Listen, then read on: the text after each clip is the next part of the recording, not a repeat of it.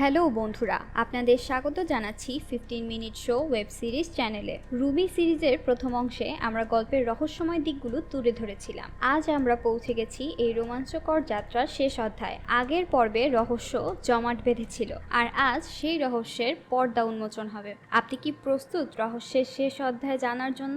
আজকের ভিডিওতে এমন কিছু টুইস্ট আছে যা আপনি ভাবতেও পারবেন না। আপনাদের মধ্যে যারা সিরিজের প্রথম ভিডিওটি দেখেনি তাদের জন্য লিংক ভিডিওর ওপর ইনফরমেশন বক্সে পেয়ে যাবেন। তার সাথে ডেসক্রিপশন বক্স এবং কমেন্ট বক্সে পিন করা থাকবে। তো দেরি না করে চলুন রহস্যের শেষ প্রান্তে পৌঁছে যাই। 3 নম্বর এপিসোডের শেষ দিকে আমরা দেখেছিলাম হুডি পরা এক অজ্ঞাত ব্যক্তি রুমির মদের বোতলে কিছু মিশিয়ে যায়। বাড়ি ফিরে রুমি সেই মদের বোতল থেকে মদ পান করতে যাচ্ছিল। 4 নম্বর এপিসোডের শুরুতে দেখা যায় রুমি মদ খেতে যাবে, ঠিক সেই সময় তার কাছে ব্যাপারটা কেমন জানি লাগে। হঠাৎ কি ভেবে রুমি তার হাতের গ্লাসটি মাটিতে ফেলে দেয়। রুমি কি আসলে চোখে দেখতে পাচ্ছিল নাকি এই জিনিসটাও তার অনুমান ছিল? এরপর আমরা দেখতে পাই রুমির বাড়িতে যে কটা মদের বোতল আর গ্লাস ছিল সবগুলো ফরেন্সিক ল্যাবে পাঠানো হয়। ল্যাব থেকে জানা যায় সায়ানাইড নামক এক ধরনের বিষ মেশানো হয়েছিল মদের বোতলে। অবাক করার মতো ব্যাপার হচ্ছে কেমিক্যাল মেশানোর পরে মদের ঘ্রাণে কোনো পরিবর্তন হয় না, শুধু রং একটু পরিবর্তন হয়। তাহলে রুমি তা কিভাবে বুঝলো?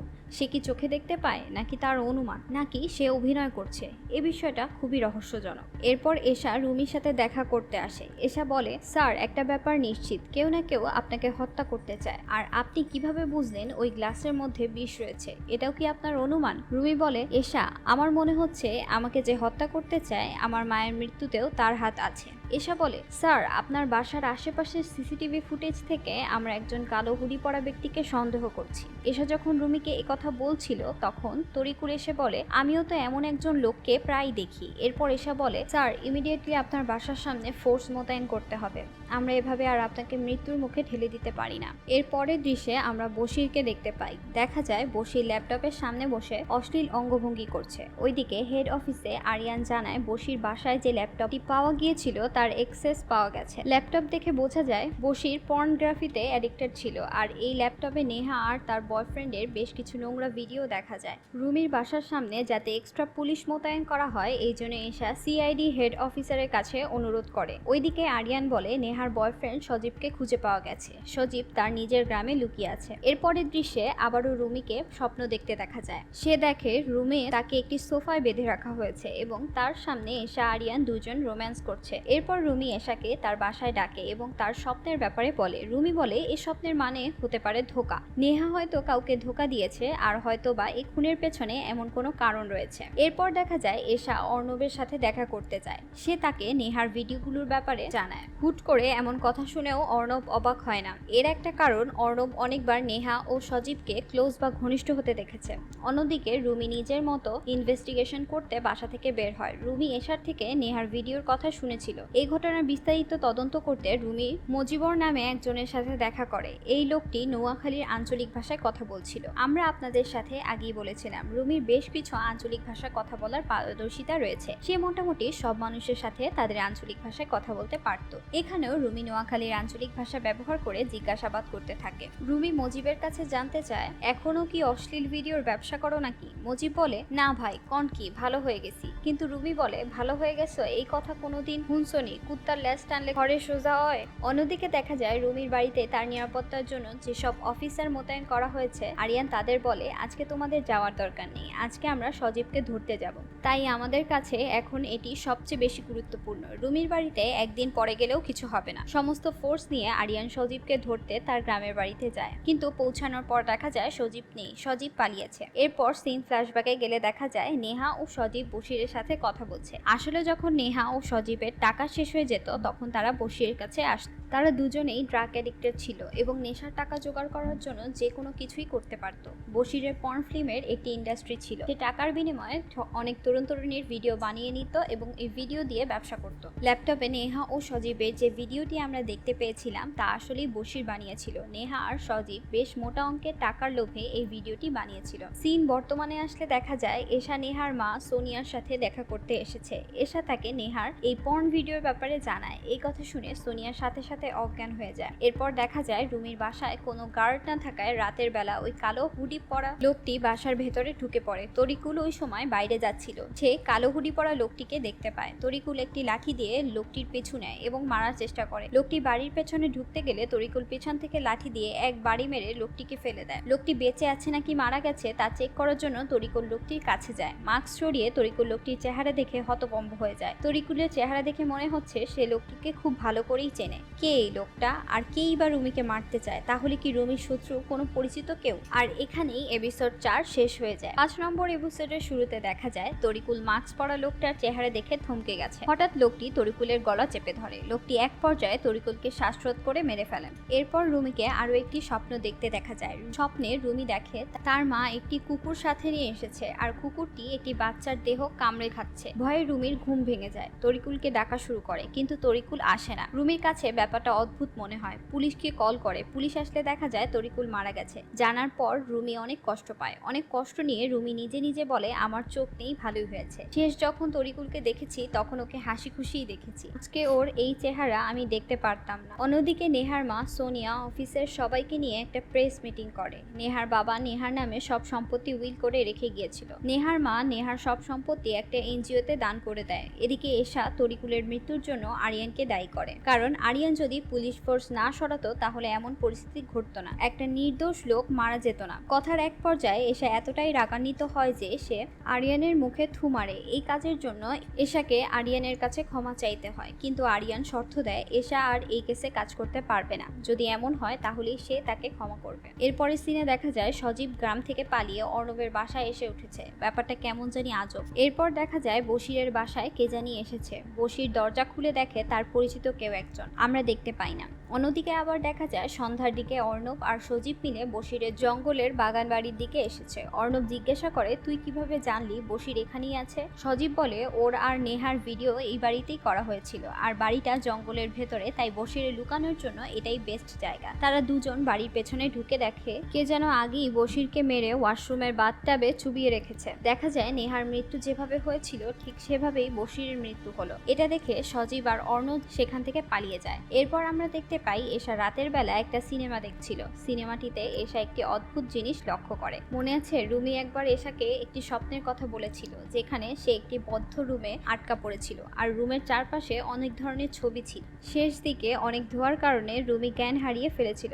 এশা টিভিতে যে সিনেমাটি দেখছিল সেখানে হুবহু একটা সিন দেখতে পায়। ব্যাপারটা এশার কাছে খুব অদ্ভুত লাগে। অন্যদিকে একজন মহিলা রুমির কাছে এসেছে। তার স্বামী মারা গেছে, সে তার বিচার চাইতে এসেছে। মহিলাটি বলে তার পেটে যখন সন্তান ছিল তখন সে অনেক নেশা পানি করত, কিন্তু এখন সে নেশা পানি ছেড়ে দিয়েছে। তবে তার সন্তান এখন অনেক নেশা পানি করে। মহিলার স্বামী যদি বেঁচে থাকতো তবে সন্তানকে ভালো পথে আনার চেষ্টা করত। রুমি মহিলাকে আশ্বাস দেয় আমি অন্ধ হয়ে গেলেও আপনাকে ন্যায় বিচার পেতে সহযোগিতা করব। কিন্তু রুমি এখান থেকে একটা হিন্ট পায়, নেহা যে এখন নেশা পানি করে হয়তো সে যখন তার মায়ের পেটে ছিল তখন তার মাও নেশা পানি করত। এরপর দিন রুমি আর এশা দেখা করে। এশা জিজ্ঞাসা করে স্যার আপনি কি আসলেই স্বপ্নগুলো দেখেন, নাকি এগুলো আপনার অনুমান, নাকি এগুলো আগে কোথাও এক মুভিতে দেখেছে? রুমি বলে স্বপ্নগুলো আর আমার এই অনুমান সবই প্রকৃতি প্রদত্ত ব্যাপার। অন্যদিকে দেখা যায় সিআইবি এই কেসটা ক্লোজ করে দিতে চায়, কারণ তাদের এই মেইন সন্দেহ ছিল বশিরের উপর। আর এখন যেহেতু বশির মারা গেছে তাই এই কেস নিয়ে তারা সামনে আগাতে চায় না। অফিসিয়ালি এশা এখন এই কেসের সাথে জড়িত না, কিন্তু নেহার মা সোনিয়া এই বিষয়টা জানে না। সোনিয়াকে প্রথম থেকে এশা জিজ্ঞাসাবাদ করেছে, তাই রুমিকে সাথে নিয়ে এশা সোনিয়ার কাছে জিজ্ঞাসাবাদের জন্য যায়। রুমি আবারও সোনিয়ার কাছে নেহার ব্যাপারে সব তথ্য জানতে চায়। সোনিয়া বলে নেহার প্যারালিটিক্যাল পোলিও ছিল, এর কারণে নেহার শরীরের নিচের অংশ ধীরে ধীরে প্যারালাইজ হয়ে যাচ্ছিল। নিজের স্বামীর মৃত্যুর পর নেহার যখন 5 বছর বয়স তখন তাকে নিয়ে উন্নত চিকিৎসার জন্য আমেরিকা চলে যায়। এরপর রুমি সোনিয়াকে বলে যেহেতু কেসটা ক্লোজ করে দেওয়া হবে তাই অফিসে সংরক্ষণের জন্য একটা ভিডিও বানানো হবে যেখানে নেহার কিছু ছবি প্রয়োজন। সোনিয়া এরপর নেহার সমস্ত ছবি এনে তাদের দেয়। রুমি আরো জানতে পারে সোনিয়ার গ্রামের বাড়ি ময়মনসিংহ। এরপর এশাকে নিয়ে রুমি ফিরে আসে। গাড়িতে যাওয়ার সময় রুমি এশাকে জিজ্ঞাসা করে সোনিয়া নেহার যতগুলো ছবি দিয়েছিল সেখানে নেহার কত বছর বয়সের ছবিগুলো ছিল। এশা বলে 5 বছর বয়সের নিচে কোনো ছবি ছিল না। রুমির কাছে ব্যাপারটা খটকা লাগে। গাড়ি দিয়ে যাওয়ার সময় রুমি গাড়িতে একটি গান শুনতে পায়। গানের লিরিক্স ছিল মায়ের দেহ শিশুর বাড়ি, বন্ধন গভীর, বন্ধন নারীর। এই কথাগুলো শুনে রুমি কিছু একটা ভাবতে থাকে। এরপর রুমি এশাকে জিজ্ঞাসা করে আচ্ছা আমরা যখন মায়ের গর্ভে থাকি তখন শিশুর বাড়ি কোনটা? এশা বলে, স্যার তখন তো মায়ের শরীরই আমাদের জন্য বাড়ি। রুমির মনে হয় সোনিয়া নেহার আসল মা নয়, নেহার আসল মায়ের নাম স্নিগ্ধা, আর এ কারণেই হয়তো রুমি তার স্বপ্নে নিজের নানির নামের জায়গায় স্নিগ্ধা নামটি দেখেছিল। রুমির ধারণা নেহা যখন স্নিগ্ধার পেটে ছিল তখন স্নিগ্ধা হয়তো ড্রাগ নিত। তার এমনটা মনে হওয়ার একমাত্র কারণ সে স্বপ্ন দেখেছিল, স্বপ্নের শেষ দিকে সে একটা জায়গায় কুণ্ডুলি পাকিয়ে শুয়েছিল এবং চারপাশে প্রচুর ধোঁয়া ছিল। রুমি বলে, আমরা যেহেতু তদন্ত করে দেখলাম সোনিয়ার আসল নাম স্নিগ্ধা না, আর সোনিয়ার আসল নাম যদি স্নিগ্ধা না হয় তাহলে সোনিয়া নেহার আসল মা নয়। এখানেই এপিসোডটি শেষ হয়ে যায়। এশা বলে, আপনাদের কাছে কি মনে হয় নেহার আসল মা কে হতে পারে, সোনিয়া নাকি স্নিগ্ধা নামের অন্য কেউ? শেষ এপিসোডের শুরুতে দেখা যায় সজীব আর অর্ণব বশিরের বাড়ি থেকে পালিয়ে আসার সময় পুলিশের কাছে ধরা পড়ে। এরপর আরিয়ান তাদের টর্চার সেলে নিয়ে প্রচুর মারধর করে। তারা বলতে থাকে, আমরা বশিরকে মারিনি, আমরা শুধু বশিরকে ভয় দেখানোর জন্য গিয়েছিলাম। বশির তাদের টাকা দিয়ে ওই অশ্লীল ভিডিওটা তৈরি করেছিল। নেহা পরবর্তীতে আবারও টাকা চাইতে গেলে বশির টাকা না দিয়ে ওই ভিডিও দেখিয়ে তাদের ব্ল্যাকমেইল করা শুরু করে। এরপর আরিয়ান জিজ্ঞাসা করে, অর্ণব তো এসবের সঙ্গে ছিল না, অর্ণব তাহলে তোমার সঙ্গে কেন গেল? সজীব বলে, অর্ণব তো নেহাকে ভালোবাসতো, তাই বশিরের নামে এসব শুনে অর্ণবের খুব রাগ হয়, সেই আমার সাথে গিয়েছিল। পরের দিন এশা আর রুমিকে একসাথে দেখা যায়। রুমি এশাকে বলে, আমি সবকিছু ভেবে দেখলাম সোনিয়া আসলে নেহার আসল মা নয়, কারণ যে ছবিগুলো আমাদের দেখতে দিয়েছে সেখানে 5 বছরের নিচে কোনো ছবি নেই। আমি আমার স্বপ্নে দুবার দুটো ছোট্ট বাচ্চাকে দেখেছিলাম, স্বপ্নে 2 বাচ্চার বয়সই 5 বছর ছিল।